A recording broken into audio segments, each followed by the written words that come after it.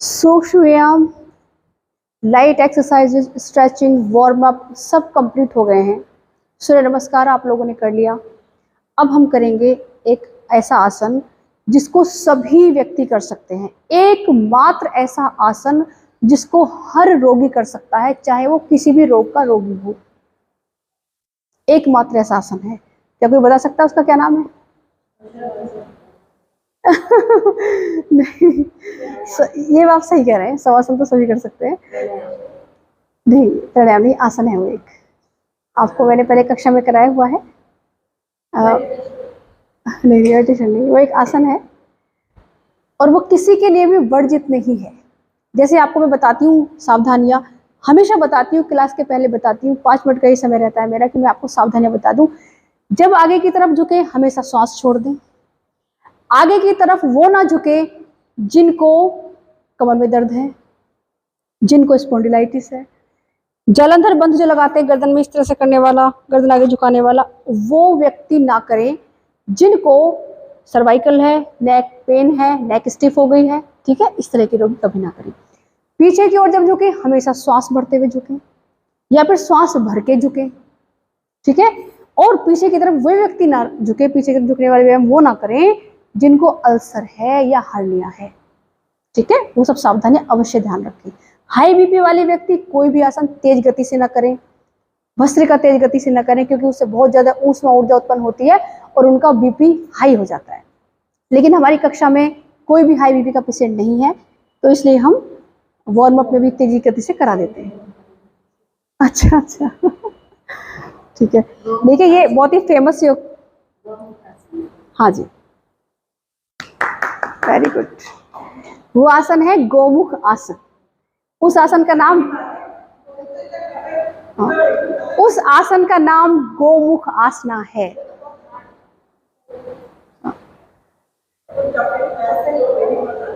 हाँ, हाँ, सही कहा आपने।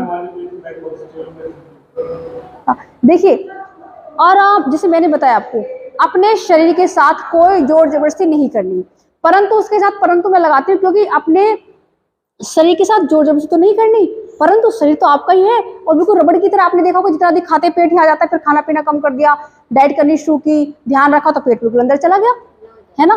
तो रबड़ की तरह है ना, आप पे डिपेंड है सब कुछ, आप कैसे कर सकते हो। तो करत करत अभ्यास ते जड़मति होत सुजान, रसरी यावत जात ते सिल पर परत निशान। रसरी के आने जाने से, रस्सी के आने जाने से कुएं में से पानी निकालते हैं ना, तो उस रस्सी से भी पत्थर के ऊपर भी निशान पड़ जाता है। बताइए, जितने भी वैज्ञानिक हुए हैं, ज्यादातर आपने देखा होगा आइंस्टीन थे, उनको स्कूल से बाहर निकाल दिया गया था कि आपको तो कुछ आता नहीं, दिमाग ही नहीं, उन्होंने आविष्कार किया, है ना। एक अभ्यास आपको परिपक्व बनाता है। कोई भी रोगी हो गया कोई बात नहीं, उसकी गलती से रोगी हो गया वो, लेकिन स्वस्थ करना भी तो हमारा ही काम है। धीरे धीरे अभ्यास करते जाए, सही मार्गदर्शन में अभ्यास करें तो आपको सफलता अवश्य मिलेगी। ये सोचकर कि हम तो रोगी हो गए, हम करेंगे नहीं इसको, फिर कहाँ की सावधानी है, कहाँ की बुद्धिमत्ता है, ठीक है, कहाँ की होशियारी है। तो इस आसन को प्रत्येक मनुष्य कर सकता है, प्रत्येक रोगी कर सकता है। ये ध्यान रखें, जब प्रारंभ करें तो बड़े आराम से प्रारंभ करेंगे, जोर जबरदस्ती नहीं करेंगे। जहां पर पैर आ रहा वहां पर रख के धीरे धीरे अभ्यास जब करते जाएंगे तो सब परिपक्वता आएगी। अब मैं आपको कराना प्रारंभ करती हूँ इसको हम 3 सेट में करेंगे। पहले 10 सेकेंड की होल्डिंग के साथ, फिर 20 सेकेंड के, फिर 30 सेकेंड की होल्डिंग के साथ, ठीक है। मैं आपको सबको इसके लाभ बताती रहूंगी। सावधानियां इसमें कुछ भी नहीं। सावधानी क्यों नहीं इसमें? क्योंकि किसी के लिए वर्जित नहीं है, प्रत्येक व्यक्ति से कर सकता है। कुछ चीजें हैं जो इसमें ध्यान रखने योग्य बातें हैं। ध्यान रखने में है कि इसमें पहली बात ध्यान रखनी है इसके अंदर कि जब श्वास भरे तो पेट से श्वास भरे और पेट से ही श्वास बाहर निकाले। पेट से श्वास भरना किसे कहते हैं? अब मैंने आपको समझाया था क्लास में पहले भी कि श्वसन जो है एक यौगिक श्वसन होता है, एक उदर श्वसन होता है, एक जो छाती से श्वसन होता है, ठीक है। तीनों प्रकार का श्वसन मैंने आपको समझाया है। आप सभी जानते हैं ये फेमस योग सेंटर है और आप एक अनुभवी योग गुरु के संरक्षण में योगा सीख रहे हैं। तो अब इस आसन में क्या करना है, ध्यान क्या रखना है कि श्वास भरे तो पेट हल्का सा बाहर जाए, ठीक है। उधर से श्वसन करना है, यानी कि पेट से श्वास लेना है, पेट से श्वास बाहर छोड़ना है। जब छाती का श्वसन करते हैं तो पेट नॉर्मल रहता है, छाती में श्वास भरी जाती है, लंग्स का विस्तार होता है और छाती से श्वास बाहर निकालते हैं। पेट उसमें हल्का सा बाहर आता है, बस ये ध्यान रखिए। इसमें कुछ बातें और जो ध्यान रखने की होंगी इसमें, वो मैं आपको आसन के साथ साथ बताती रहूंगी। प्रारंभ करेंगे गोमुख आसन। पहले आप बिल्कुल सीधे बैठ गए दंडासन में। दंडासन में बैठने के बाद आपने राइट लेग को इस तरह से घुटने से फोल्ड किया, लेफ्ट को फोल्ड करके आप इस तरह से लेकर के आ गए। आपने अपने लेफ्ट लेग को फोल्ड किया है, घुटने से मोड़ लिया है। अपने लेफ्ट पैर को राइट नितंब के पास अपनी हील को इस तरह से रख दें, इस तरह से रख दें। लेफ्ट हील को राइट नितंब के पास इस तरह स्थित कर दें और राइट घुटने को धीरे, जैसे लेफ्ट घुटना फोल्ड किया था ऐसे ही राइट को फोल्ड करके इसको मोड़ के धीरे धीरे मोड़ेंगे, आराम आराम से इसको फोल्ड करेंगे और इसको भी राइट घुटने को फोल्ड करते हुए राइट हील को लेफ्ट नितंब के हिप के पास स्थित कर देंगे। अब देखिए, इसमें जो नहीं बैठ पाते वो ऐसे बैठ जाएं, कोई परेशानी नहीं है। धीरे धीरे उनका अभ्यास बढ़ेगा। अधिक बड़ा पेट होने के कारण ये ज़्यादा आगे नहीं आ पाता। हिप स्टिफ है, घुटने स्टिफ है, तब आप पूरा इस आसन में नहीं बैठ पाओगे, तो इसलिए आराम आराम से करें। उसके बाद यदि कोई कर सकते हैं, उसके बाद स्थिति आती है कि अपनी लेफ्ट जो आपने नीचे रखा हुआ है घुटना, उस हील को नितंब के इस तरह से ले आए, इसको उसमें हील पर बैठ जाएं और हील पर बैठते हुए जो बैठ सकते हैं, जो नहीं बैठ सकते वो पास में स्थिर रखें, उससे भी कोई पूरा लाभ मिलेगा। देखिए, अब इससे ये हो गया, लेफ्ट लेग इस तरह से फोल्ड किया, राइट ऊपर से इस तरह से आ गई। अब दोनों घुटनों की एक ही दिशा है। देखिए, जो हमारे दोनों घुटने हैं वो बिल्कुल एक सीध में आ गए, देख पा रहे हैं हम। अब राइट घुटने को फोल्ड करके लेकर के आए हम लेफ्ट नितंब के पास, इस तरह हील स्थित हो गई। अब एक बात ध्यान रखें, देखिए ध्यान तो अवश्य रखना है कुछ बातों का, इसमें सावधानी नहीं कह रही मैं, परंतु ध्यान रखें इसकी जो बातें ध्यान रखने की है। ये तो विधि है जो मैं बता रही हूँ, साथ में ध्यान रखना क्या क्या। जो घुटना ऊपर है आपका, हाथ आपको वही ऊपर से लेकर के आना है, ये आप ध्यान रखेंगे। जो घुटना नीचे की तरफ है वो हाथ आप पीछे की तरफ से लेकर के आएंगे, इसमें ये ध्यान रखने की बात है। देखिए, और दूसरा ध्यान क्या रखना है इसमें, कमर गर्दन को सीधी रखनी है, सिर को सीधा रखना है, फिर कोहनी को सीधी रखनी है पिछली वाली, ये आपको ध्यान रखना है इसमें। इसको 1 minute, 2 minute, 3 minute, 4 minute, 5 minute, जितनी देर आप आसानी से बैठ सकते हैं बैठे। एक देखो, पहली कोहनी को इस तरह से लेके गए, दूसरी को इस तरह से, और आपस में ग्रिप बना ली, और देखिए इस तरह से ये स्थिति होती है गोमुख आसन की। आंखें बिल्कुल कोमलता से बंद कर लें और शांत बैठ जाएं। देखिए इस तरीके से ग्रिप रहेगी।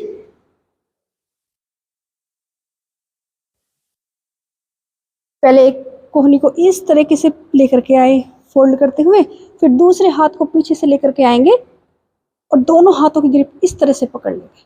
कोहनी सीधी है, कमर गर्दन सीधी है, सिर सीधा है, या तो सामने देख सकते हैं, फिर आंखें कोमलता से बंद कर लें और बैठ जाए बिल्कुल आराम से।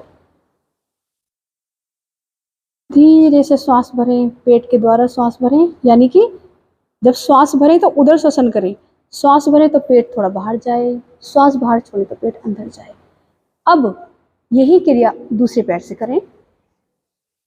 चलिए आप करिए, मैं आपको समझाती हूँ। इसके लाभ अनगिनत हैं। दूसरे पैर से करें एक बार, इसके लाभ मैं आपको बता दूंगी, सभी लाभ आपको। चलिए मैं आपको कराती हूँ। पहले एक बार मैंने आपको समझा दिया, अब आपको अच्छे से इसकी टेक्निक समझ में आ गई, विधि समझ में आ गई, अब आप करना शुरू करें। मैं इसके लाभ के बारे में आपको अवगत कराती हूँ।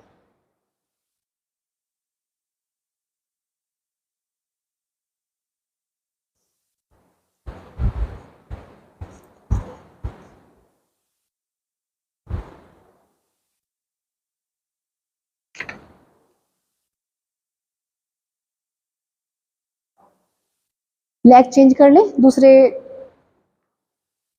सेट के लिए।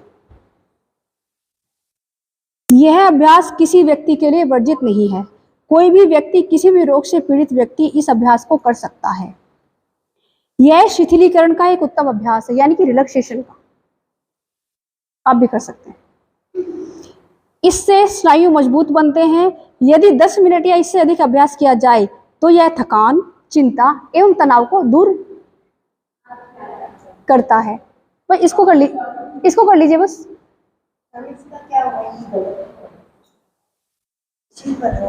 हाँ, इसको करना है। अच्छा, ऐसे करना। नहीं, जो घुटना मोड़ा है वही हाथ पीछे, बस इसको कर लेगा। 3 टाइम्स करना है, 3 सेट, आराम से 30 सेकेंड की होल्डिंग के साथ। मैं इसके लाभ बता दूं फिर मैं आपको कराती हूँ। यह अभ्यास फेफड़ों के लिए, छाती को फैलाने के लिए बहुत उपयोगी है, क्योंकि इससे फेफड़ों की मांसपेशियों का प्रसार होता है। जब वे फैलती हैं तब श्वास लेने की क्षमता बढ़ती है। यदि फेफड़ों में कोई अवरोध हो, जैसे बहुत लोगों को खांसी के समय श्वास लेने में कठिनाई होती है, बहुत लोगों को दमा या ब्रोंकाइटिस या हपनी के समय श्वास लेने में कठिनाई होती है, तो ऐसी समस्याओं को दूर करने के लिए तथा श्वसन संबंधी रोगों के लिए इस आसन का अभ्यास उपयोगी है। इसमें केवल यह ध्यान रखना है कि श्वसन क्रिया पेट से हो, छाती से नहीं। ठीक है। पेट के ऊपरी भाग और गर्दन से संबंधित दर्द, जिसे स्टिफ नेक कहते हैं, स्पॉन्डिलाइटिस हो, राइटर्स क्रैम्प, जिसे बहुत को लिखने में कभी कभी कंधों और हाथ में, जोड़ में दर्द हो जाता है, उसके लिए बहुत अच्छा अभ्यास है। विशेषकर स्पॉन्डिलाइटिस के लिए बहुत अधिक उपयोगी है। बहुत ध्यान से आप सभी इसके लाभ सुन लें। कई बार कंधे जम जाते हैं, अर्थात हाथ ऊपर नहीं उठता, बहुत दर्द होता है। हड्डियों में कैल्शियम की मात्रा बढ़ने लगती है, उनका क्रिस्टलीकरण होने लगता है। जब हमारे जोड़ों में कैल्शियम का क्रिस्टलीकरण होने लगता है तब किसी अंग को हिलाने में चुभन होती है और भयंकर दर्द होता है। इसके उपचार में भी यह अभ्यास बहुत ज्यादा सहायक है। कभी कभी चोट लगने से मेरुदंड के ऊपरी भाग में स्थित कटी कशेरुकाओं में स्पॉन्डिलाइटिस होने की संभावना रहती है। अगर ऊपर के भाग में स्पॉन्डिलाइटिस हो जाए, 2 कशेरुकाओं के बीच में से उनकी गद्दी हट जाए, तो यह अभ्यास उस स्थिति को भी सामान्य बनाने में बहुत सहयोग देता है। यह पैरों के कड़ेपन को दूर कर पैरों की मांसपेशियों को लचीला बनाता है। बगल के दबाव के कारण यह अभ्यास वृक्क को भी प्रभावित करता है। वृक्क में अगर किसी प्रकार का विकार हो तो या कोई रोग हो तो उसकी रोकथाम एवं उपचार के लिए भी इसका अभ्यास किया जा सकता है। देखिए, ये इसका अभ्यास, अगर आप केवल स्थिति ये बना लेते हैं कि आप नॉर्मल तरह से जैसे आप बैठ पा रहे हैं, बैठ गए, है ना, और आपने हाथों को ऊपर नहीं ले गए, तब भी इसके बहुत लाभ हैं। पूर्ण अवस्था में तो इसके पूर्ण लाभ हैं ही आपको जो मिलेंगे। इसका अभ्यास प्रजनन इंद्रियों से संबंध रोगों के लिए बहुत लाभदायक है। पुरुषों में यदि अंडकोश की वृद्धि हो जाए तो इसका अभ्यास लाभदायक है। महिलाओं में गर्भ थैली के ढीला पड़ने पर इसका अभ्यास किया जाता है, क्योंकि यह अभ्यास फैली हुई मांसपेशियों को बीच में समेटकर उनमें संकुचन की स्थिति ले आता है। तो इतने अधिक लाभ है इसके। चलिए मैं 30 सेकेंड की होल्डिंग के साथ अपने सभी साधकों को करा देती हूँ। आपने सभी ने बहुत ध्यान से इनको सुना। अब आप जितनी बैठ सकती है उतनी बैठिए, बस आराम से, जितना जा रहा है तो उतना ही ले जाना है, इतना आराम से बस। अब सामने देखिए, बस 1 2 3 4 5 6 ऐसे करके 7, इतना ही रखना है बस। गर्दन को सिर रखने का प्रयास करें ऐसे। 6 7 8 9, आप ठीक कर रही हैं। 6 7 8 9 10 11 12 13 14 15 16 17, ऐसे बैठ जाना आपको, ऐसे बैठ जाइए बस। 17 18 19 20, बहुत अच्छा कर रही हैं आप ममता जी, बिल्कुल सही कर रही हैं। 20 21, पूरा मुझे बहुत अच्छा कर रही हैं। बस गर्दन को सीधा सा रखना, बस इस तरह से, बहुत अच्छा कर रहे हैं आप। वो सामने सीधा, चाहे तो आप आंखें बंद कर सकती हैं। 21 22, आप बिल्कुल ठीक कर रही हैं। बस मधु जी, आपके हाथों में कम से कम 4 या 5 इंच की दूरी, जो हाथों की ग्रिप बन जाएगी आपकी। राइट हैंड में दर्द हो जाता है। हाँ, इससे आपको बहुत रिलीफ मिलेगा। रिलैक्सेशन के लिए भी है, बिल्कुल आराम से। 25 26 27 28, बहुत अच्छा कर रही हैं आप ममता जी। 28 29 30, आ जाएंगे सभी वापस जी। हाँ, ये रिलैक्सेशन के लिए है, बहुत रिलीफ मिलेगा आपको पूरे शरीर के अंगों को। स्पॉन्डिलाइटिस के लिए भी मेन है। एक बार दूसरी लेग से और कर लेंगे, एक बार और कर लेंगे सभी। अच्छा कर रहे हैं आप। आप कितना कर पाएंगी? पालथी लगा सकते हैं? नहीं, अच्छा, ये वाला पैर नहीं मुड़ रहा। ये वाला पैर नहीं मुड़ रहा, उस वाले पैर से कर लिया एक बार। हाँ, मतलब जितना हम कर पा रही थी मैं ठीक है, मोड़ देती तो आप इसकी जगह ये कीजिए, जैसे आपने पैर मोड़े हुए हैं, सामने सीधे रखें दंडासन में, तो आपको पहले तो पैरों को दोनों को सर्किल बनाइए अच्छे से, ऐसे दोनों पैरों पर 1 फुट की दूरी, और ये वाला पैरों के पंजे मिलाने वाला, ठीक है। तो आपकी ये मसल्स ओपन होंगी सब, ठीक है। उसके बाद पैरों को घुमाने वाला कीजिएगा, फिर आगे पीछे करने वाला, तो आपकी यहाँ तक की एक्सरसाइज होगी। आप किरण जी अच्छा कर रही हैं, सीधा कर लीजिए अपना, बहुत अच्छा। 1, अच्छा अच्छा, 2, 3, लेकिन इसमें गर्दन और कमर का सीधी रखेंगे तो इससे अच्छा अभ्यास आएगा। 1, 2, 3, 4, 5, 6, जो घुटना मुड़ा वही हाथ ऊपर की तरफ से, 6, 7, 8, आराम से पीछे की ओर से। आप ऐसे भी बैठ सकते हैं, केवल अगर हाथ नहीं जा रहा है ऐसे ही बैठ जाइए नॉर्मल, कमर गर्दन थोड़ा सीधी कर दीजिए गर्दन। 6, 7, 8, 9, बहुत अच्छे, 10, गर्दन सीधी, 11, 12, 13, 14, 15, 16, 17, 18, 19, सामने कर देखिए बिल्कुल सही, 18, 20, 21, आराम से बहुत अच्छा कर रही हैं आप। 22, 23, 24, ऑलमोस्ट पहुंचने वाले हैं आपके हाथ में ग्रिप बनाने के लिए, गर्दन सीधी। 23, 24, 25, 26, 27, वेरी गुड, 28, बहुत अच्छे बहुत अच्छे। अच्छा वो हो जाता है, ये नहीं पा रहा, कोई बात नहीं, इसे हम ना बेल्ट लगा के कर सकते हैं, बेल्ट को आपस में होल्ड करके तब कर सकते हैं। 27, 28, 29, 30, सामने सीधी दृष्टि, सामने सीधी, ऐसे।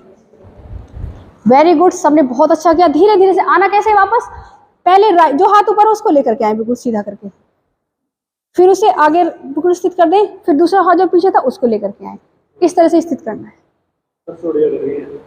किरण जी